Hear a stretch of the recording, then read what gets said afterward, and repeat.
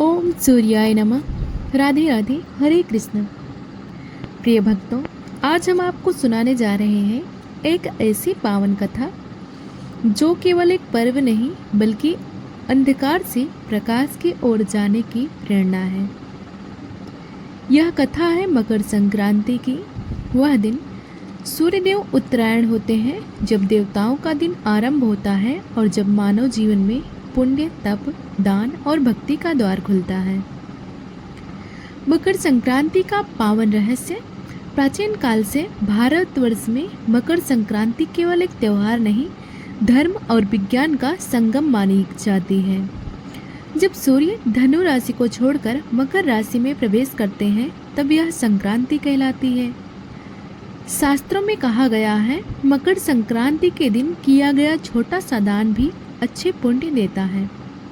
मान्यता है कि इसी दिन माँ गंगे स्वर्ग से पृथ्वी पर अवतरित हुई थी।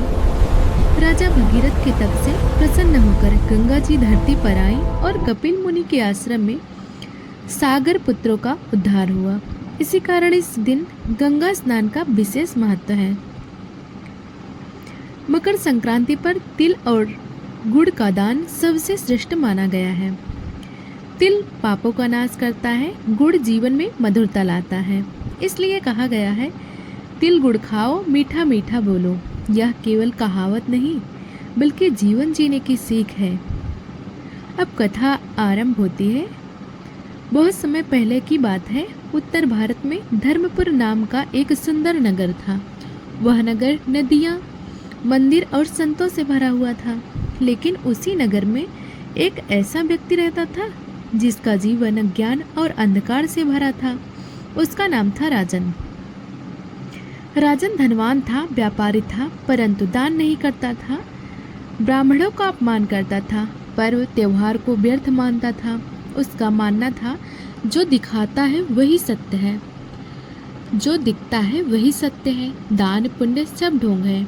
उसके घर में धन की कोई कमी नहीं थी, पर शांति नाम की एक चीज नहीं थी। राजन की पत्नी सुमित्रा इसके बिल्कुल विपरीत थी। वह व्रत करती थी, देवी देवताओं की पूजा करती थी, दान पुण्य में विश्वास रखती थी। विशेषकर मकर संक्रांति का पर्व वह बड़ी श्रद्धा से मनाती थी। एक वर्ष मकर संक्रांति का पावन दिन आया। सुमित्रा ने सुबह ब्रह्म मुहूर्त में उठकर स्नान किया, सूर्य को अर्घ्य दिया और तिल गुड़ का प्रसाद बनाया। उसने राजन से कहा, आज मकर संक्रांति है, इस दिन दान करने से पाप नष्ट होते हैं।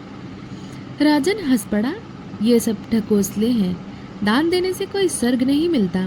उसने सुमित्रा को दान करने से रोक दिया और घर का द्वार बंद करवा दिया। लेकिन विधि का विधान कौन टाल सकता है। उसी समय द्वार पर एक तेजस्वी साधु आए। उनकी वाणी में शांति थी और आंखों में करुणा। साधु बोले, वत्स, आज मकर संक्रांति है, तिल का थोड़ा सा दान दे दो। यहीं से कथा एक नया मोड़ लेती है। साधु के वचन घर के आंगन में गूंज रहे थे। वत्स, आज सूर्य उत्तरायण है, आज दिया गया दान जन्म जन्मांतर का कल्याण करता है। साधु की वाणी में ना क्रोध था, ना आग्रह, केवल करुणा। लेकिन राजन का हृदय पत्थर बन चुका था।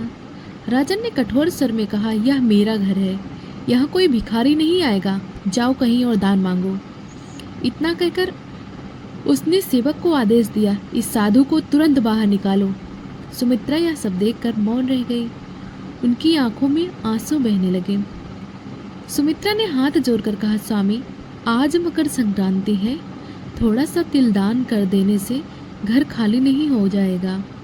पर राजन ने कठोरता से उत्तर दिया, एक दाना भी नहीं। साधु मुस्कुराए, उनकी आंखें क्षण भर के लिए चमकी।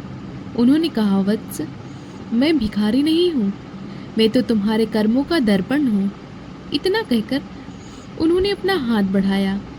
अचानक घर का वातावरण बदल गया। आकाश में बादल गरजने लगे, तेज प्रकाश हुआ और साधु का स्वर बदल गया।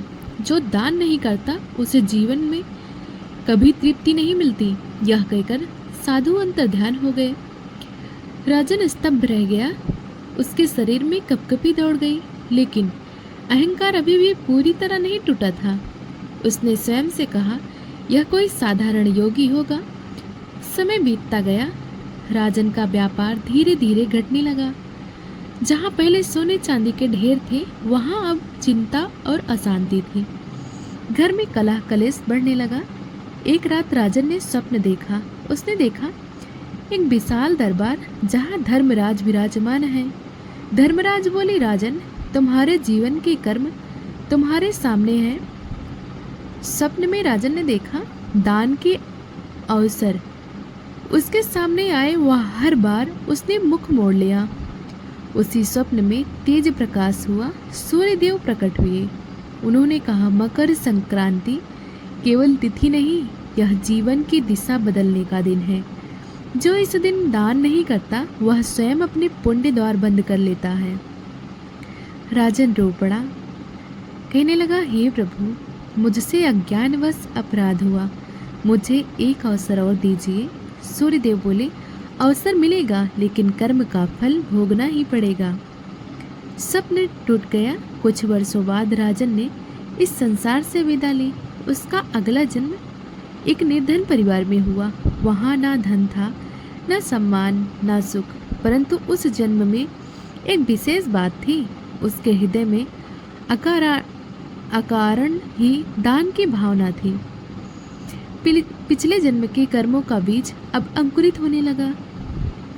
वह बालक हर मकर संक्रांति पर सूर्य को देखकर आश्रुपूरित नेत्रों से नमन करता। समय किसी के लिए नहीं रुकता। कर्मों का लेखा जन्म जन्मांतर तक मनुष्य का पीछा करता है।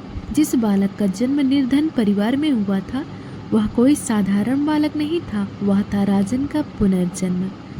बालक का नाम रखा गया सूर्यकांत। बाल्यकाल से ही उसके मन में एक अजीब सी पीड़ा रहती थी। जब भी मकर संक्रांति आती, वह बिना किसी सिखाए सूर्योदय से पहले उठता, नदी किनारे जाता, सूर्य को नमन करता, मानो उसकी आत्मा कुछ याद कर रही हो। सूर्यकांत की माता धर्मपरायण महिला थी। उन्होंने बेटे से कहा, बेटा, दान से बड़ा कोई धन नहीं होता, खासकर मकर संक्रांति के दिन। तिल का दान जीवन बदल देता है। ये शब्द सुनते ही सूर्यकांत की आंखें भर आती। उस वर्ष मकर संक्रांति के दिन घर में कुछ भी नहीं था। फिर भी माता ने थोड़े से तिल और गुड़ एकत्र किए। उन्होंने कहा, बेटा, भगवान भावना देखते हैं, मात्रा नहीं। सूर्यकांत वह तिल गुड़ लेकर नदी किनारे पहुंचा। वहां एक वृद्ध ब्राह्मण बैठे थे। सूर्यकांत ने कहा, सिर झुकाकर कहा, महाराज, मेरे पास बहुत नहीं है, पर यह स्वीकार कीजिए। जैसे ही ब्राह्मण ने तिल गुड़ लिया, तेज प्रकाश हुआ। ब्राह्मण बोले, वत्स, तुम्हारा पूर्व जन्म दान से शून्य था, पर आज तुमने वह ऋण चुका दिया। सूर्यकांत को एक झटका सा लगा। उसकी आंखों के सामने पिछला जन्म स्पष्ट हो गया। साधु का आगमन, सुमित्रा के आंसू और सूर्यदेव का वचन। वह भूमि पर गिर पड़ा। सूर्यकांत रोते हुए बोला, हे प्रभु, अब मेरा जीवन दान और सेवा के लिए समर्पित है। उस दिन से उसने मकर संक्रांति का व्रत लेना आरंभ किया। धीरे धीरे गरीबी दूर होने लगी, सम्मान मिलने लगा, घर में शांति आई। सूर्यकांत हर वर्ष तिलदान, अन्नदान, वस्त्रदान, गौ सेवा करने लगा। एक वर्ष मकर संक्रांति के दिन सूर्यकांत को सपनों में सूर्यदेव के दर्शन हुए। सूर्यदेव बोले, वत्स, दान से अहंकार नष्ट होता है, तुमने अपना मार्ग पा लिया है। उसी स्वप्न में एक देवी स्वरूपा प्रकट हुई। सूर्यदेव बोले, यह सुमित्रा है, तुम्हारी पत्नी का पुनर्जन्म, जो धर्म में अडिग रही। अगले ही वर्ष सूर्यकांत का विवाह एक धर्मपरायण कन्या से हुआ। दोनों ने मिलकर धर्म, सेवा और दान मार्ग अपनाया। उनका जीवन एक उदाहरण बन गया कि मकर संक्रांति केवल पर्व नहीं, यह आत्मा का शुद्धिकरण है। मकर संक्रांति का व्रत मन, वचन और कर्म तीनों से किया जाता है। प्रातःकाल ब्रह्म मुहूर्त में उठे, स्नान करें, संभव हो तो गंगा जल मिलाएं। स्वच्छ पीले या लाल वस्त्र धारण करें। सूर्य तांबे के लोटे में जल, तिल, लाल फूल डालें। सूर्य देव को अर्घ्य दें। मंत्र बोले ओम सूर्याय नमः 11 या 108 बार। पूजन विधि है, सूर्यदेव की प्रतिमा या चित्र स्थापित करें। तिल का दीपक जलाएं। गुड़, खिचड़ी, तिल के लड्डू का भोग लगाएं। कथा का श्रवण करें। मान्यता है इस दिन कथा सुनने मात्र से सूर्य दोष शांत होता है। मकर संक्रांति पर दान किया गया वस्तु अच्छे फल देता है। श्रेष्ठ दान है तिल, गुड़, कंबल, ऊनी वस्त्र, अन्य गौदान या गौसेवा।